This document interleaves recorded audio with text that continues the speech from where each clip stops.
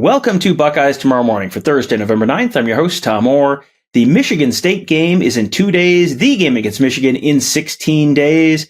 Today is a Ross Fulton show, which means today is sponsored by Jeff Ruby Steakhouse in Columbus, proudly offering nationally acclaimed USDA prime steaks, seafood and sushi, impeccable service, live entertainment, and attention to detail that is simply unmatched. Learn more, check out the mouth-watering menu, make a reservation at jeffruby.com/Columbus today. We're visiting with our buddy Ross Fulton, one of Buckeye Huddle's X's and O's gurus. We're talking about the Ohio State offense, the play of quarterback Kyle McCord, and the improved run game with the return of TreVeyon Henderson. The offense has definitely been lagging a little behind the defense for much of the year, but it does feel like there has been some tangible progress the last couple weeks. Ross, let's start with just the play of Kyle McCord. You posted on our board earlier this week. People were, I think, a little uncertain how to grade that performance out. It felt like, you seemed like you were relatively positive on his play.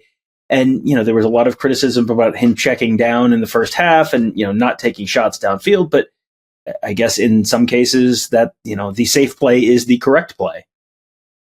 Yeah, I mean, obviously, I guess your mileage can differ in terms of like how much you think a quarterback should push and / force the football downfield into soft coverage versus taking what's available. I just Kyle McCord I think it's a tough one for this modern environment because like he's pretty good. I think like his QBR is like 11th or 12th in college football, and I think that's probably right around like where he is. Like he's not an All-American level. He's probably not a first team All Big Ten level, but he plays pretty well. So like you can catch certainly like every game he's had plays where you want them to have back, and he has some inconsistency, and he's consistently been better in the second half than the first half. But like, I think I do think he's making strides. I think I continue to sort of beat the horse that, there's this common refrain out there like, oh, Ohio State has all these weapons. Like this is, what's going on? We're wasting them all. And I'm like, do they really? Like, again, at another game, like Cade Stover was out. Like, we'll talk about what Rutgers are doing, but it would have been really helpful to have Cade Stover down the seam against all the cover two they were seeing. Emeka Ibuka to me did not look super healthy still. Like I thought he was, they're trying to obviously get his feet underneath him, and hopefully he continues to improve on his ankle. I think Xavier Johnson has a role, as we've talked about. I don't think he is a NFL caliber receiver. I don't think Julian Fleming is, although he does yeoman's effort as a blocker. And Carnell Tate, they're obviously using him more and more in his place, but still a freshman. So again, it's not 2021 with, 3 first rounders at wide receiver. And I do think the running game, though, is becoming more and more important, which will help. Particularly, they're seeing this weird dichotomy where at the beginning of the season, I think they really wanted to rely on the run game, and they're getting super heavy boxes. And now as the season's gone on, it's kind of flipped. In the last couple of weeks, they've seen quite a bit of split coverage and lighter boxes. And, fortunately for them, they're able to run against those fronts when they're evened up. And I think the run game diversity is making a big help in that.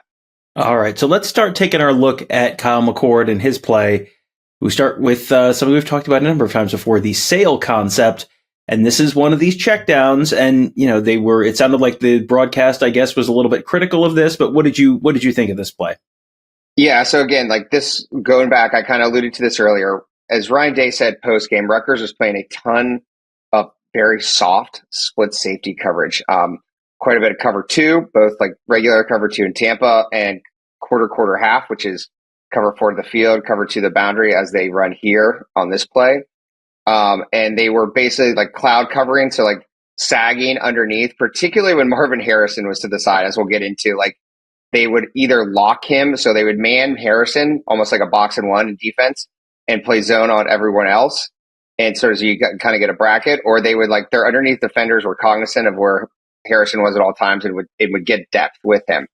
But so here's an example of, as you said, like the broadcast was like, well, Harrison's wide open. He checked it down. But like, if you see it, and it's a little hard to see from the TV copy, they did get the replay. But in the quarter half, the cornerback is actually trying to bait this throw to Harrison. Like he is ready to pounce on it. He's trying to sag off, but his eyes the whole time are on 18. And I do think McCord saw that and checked it down in terms of how he was coming up. I mean, I do think there are examples of like where he could have probably tried to take the whole shot early, meaning like, behind the cover two corner that's in the flat and in the deep safety, like those, smash concepts that they kept using are like this deep out. This one though, it was dicey because I can see what he's thinking. Maybe he could have still fit it in there even with them baiting it, but it was somewhat similar situation to what happened against Wisconsin, where that corner on the interception on McCord's second interception in that game, where the corner purposely laid back off of Harrison and then kind of tried and jumped the pass. So they are again like a healthy. I'm like beating a dead horse at this point, but like healthy other options because teams are definitely doing things that would just even within the coverages they are running. They are very cognizant of where Harrison is and are trying to do things to take him away. Well, and so the first play we just talked about there, Kyle McCord caught a little flack for not throwing it to Marvin Harrison. The next play, he caught a little flack for throwing it to Marvin Harrison and it ended up getting intercepted. But, on the field, I'm down on the field and I do not have a great angle. And I thought, boy, that was not a good choice there. But it looks like after watching it, it looks like it was maybe not a bad choice, but just bad execution on the throw more than anything else.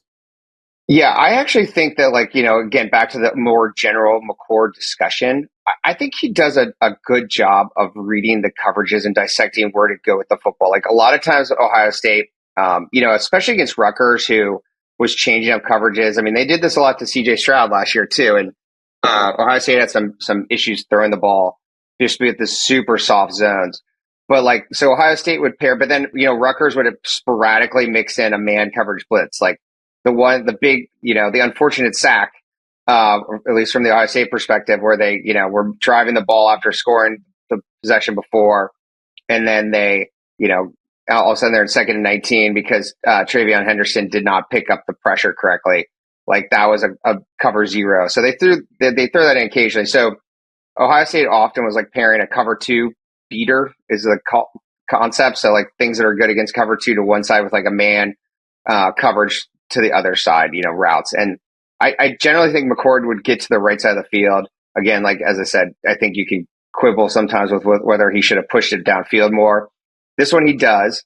Again, I agree. It's the right read. This is a smash concept. So it's like a basic cover two beater, right? You're getting a 2-on-1 against the cover two corner in the flat. So you have an underneath hitch route to hold that corner, and then the smash concept, which is basically like a corner route behind it. And the problem is the execution here. He just doesn't put enough air under it. I mean, I guess you could think there's an argument that maybe he should have tried to look it off and not focus so much on Harrison to get the will linebacker. But again, you have to give Rutgers credit. I'll show a clip after this. The way they treated Harrison on these things versus other wide receivers is pretty noticeable. They would sag. So you're playing your cover two with your underneath defenders, but if Harrison was to their side, they just keep getting depth with him. And so ultimately the right read, just poor execution. It's a nice play by the linebacker for Rutgers. I mean, he gets depth, he jumps, it's a nice catch. But you just got to put a little bit more air under it. But I don't have a problem with the read. All right, next up, 3rd and 2 play. We know Ohio State has not exactly excelled in 3rd and short this year, but they found a way to get it done a few times against Rutgers. One of them was finding someone who was not Marvin Harrison, but was also not Emeka Egbuka or Cade Stover, the guys who are maybe not 100%. That true freshman Carnell Tate starting to make his presence felt. This was a big play in the game for them to pick this one up. So run us through this next one. Yeah, I mean, I think you could almost notice that there's a bit of when we want to throw, we're going to put Tate at Z and Fleming at Z when we want to run going on increasingly. And so yes, to your point, Ed, this reminds me on the good side of things, I think Ohio State converted every short yardage opportunity, every goal to go opportunity. I liked some of the concepts they were using. They used that, little counter wedge to chip train him as the fullback for the one. They obviously did another sneak, with TreVeyon Henderson flailing his hands like he wasn't getting the play call in, and then McCord went up and snuck it. And I personally, I was happy to see them continue to throw it to Harrison in goal to go situations and one-on-one coverage. Took a couple of times to convert, but they got them both. The one was the fade and then the comeback for the last touchdown. So, we've been beating the drum all year that is a good way in goal line situations for them. Hey, throw it to Marvin Harrison in single coverage. And a lot of times good things will happen. And those were both good balls by McCord, as is this one. So again, to our Kyle McCord isn't perfect, but he's playing pretty well. This is another example. He made the mistake. This is the same exact thing. So again, you're running smash to one side, double slant to the other. He sees cover two. He goes to the smash side, and he throws it right where it needs to go to Cardinal Tate on the same exact route. So again, improving in the second half. I do think he's learning from his mistakes. Again, maybe check down a little bit too much. I personally am okay with a quarterback that gets through his progressions and gets the ball out, even if it's not perfect. And so, I do think there are things that they can build on and continue to improve going forward. One thing they've been able to build on quite a bit the last couple of weeks is the play of TreVeyon Henderson. He's had 200 total yards in each of his 2 games since returning from injury. He did it. He was very effective on the ground. He was very effective in the air against Rutgers. Let's talk about that. One of those big plays through the air. This was a 3rd and 9. And not only did he convert it, he picked up a lot more yardage in what ended up being a very important drive early in the fourth quarter for the Buckeyes. Yeah, I had people asking me in response to my McCord post on Buckeye Huddle, whether did Ryan Day call the right plays against cover 2 or Rutgers was doing? Did they adjust quickly enough? I think they did a pretty good job. And we'll talk about especially in the run game. I'm super heartened by what they've been doing. But, as I said, we showed the smash concepts. They kept running cover 2 concepts. And here was a very nice adjustment on 3rd 9. Because this is very similar to what happened to them several times against Wisconsin, where they get in these 3rd and longs and they get super soft coverage and try to run 4 verticals, and there wouldn't be anyone open, and they ended in a couple of intentional grounding. So here they attacked that situation. So they motion Henderson out, and he basically runs a little inside mini curl route. But the point is that if you're Rutgers looks like running a cover 5 here, which is cover 2 with man under. If you're and Ohio State runs 4 verticals, and if you're gonna run everyone off, then we'll just throw it to Henderson underneath. And, you're giving McCord options in those situations, which I like, but it's also a nice design, just taking advantage of the soft coverage. So again, I guess the cynic would say oh, McCord, just check this down, but it's actually the correct read. And the concept is that, hey, we know we're throwing this short of the sticks, but we think that TreVeyon Henderson can pick this up. And obviously he turned what I think would have been a first down no matter what into an explosive play. And, part of their problem has been these last few weeks is not necessarily their efficiency. I mean, the success rate against Rutgers was pretty good overall. Again, the same thing happened against Wisconsin. They generally move the football. The problem is they're just not getting the explosive plays that they've gotten in the past. And, few and far between 60-yard touchdown passes. Some of that, again, is on McCord. Some of that is on the lack of Abuka and now Stover. Some of that is also on how defenses are playing them. But, Henderson is obviously bringing back that explosive element. And so the extent you can get it out of him in the passing game as well, that's definitely going to help them going forward. And something that has helped them quite a bit in the run game has been the return of TreVeyon Henderson, yes. But also something we talked about on last week's show, maybe even the week before that. The run game's getting a little more diverse. They're sort of breaking out some different stuff, and they're having success with more stuff. And then the return of TreVeyon Henderson has also meant not only staying on schedule, but also the return of explosive plays on the ground. So let's wrap up with some more diversity in the run game and another explosive play on the ground from TreVeyon Henderson. Yeah, and again, so for someone who I've been complaining for several years now about the lack of diversity in the run game, it's been really positive to see the last few weeks from Ohio State, just the volume of concepts they're using, so this play in particular is a one back power. So you're instead of a traditional power where you're kicking out with a fullback and then wrapping around the guard. Here, you're just base blocking the front side and then pulling the guard to lead through the hole.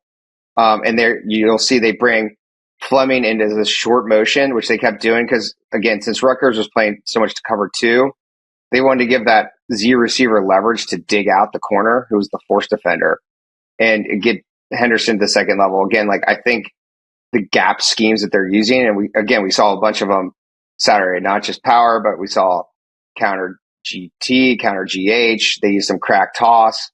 In addition to, like, they're also more diverse with the zone schemes. Like they ran weak mid zone a few times from pistol to attack the A gap bubble for some explosive plays. They're just mixing and matching more. And but I thought this play in particular, like, it also really fits Henderson well. Like we've been talking about how they've been doing a better job using concepts that suit him. Like, again, one back power, he makes one cut, gets behind his guard, and gets downhill. So once you get him to the second level, as you said, there's always a chance for an explosive play.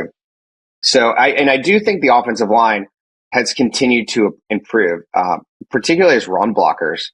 So much better job getting to the second level, much better job pulling and identifying who they're supposed to block.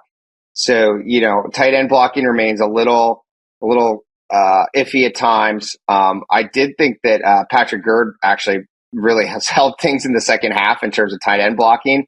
He was pretty effective as a split zone blocker. And so I would not be surprised to continue to see him in that role, particularly in 12 personnel when they want to run it. But I do think there's just these continued improvements. So the more that they can run the ball like this and they don't open things up in the passing game, or conversely, as Ryan Day said, if teams want to continue to sit in soft zones against them, then they'll continue to run the football effectively. Well, we will see how the Buckeyes do, and whether they can continue their success on the ground and in the air on offense this weekend against Michigan State. Tony Gerdeman, Kevin Noon, and I will be there covering that for you. Ross will be back tomorrow with another episode of the Buckeyes tomorrow morning, looking at the Ohio State defense against Rutgers. I'm going to see if I can talk him into talking about that fumble Ruski play. That was a really fun and creative call by Rutgers. Once again, I am super impressed with the job Greg Schiano has done there. So we'll be back with that tomorrow. And also, tomorrow's episode, just like today, will be sponsored by Jeff Ruby Steakhouse, award-winning upscale steakhouse in downtown Columbus, one of the top 50 steakhouses in America as named by Food Network. You can learn more at jeffruby.com/Columbus. That will do it for today. Thank you guys all for joining us. Have a great day. We'll talk to you tomorrow.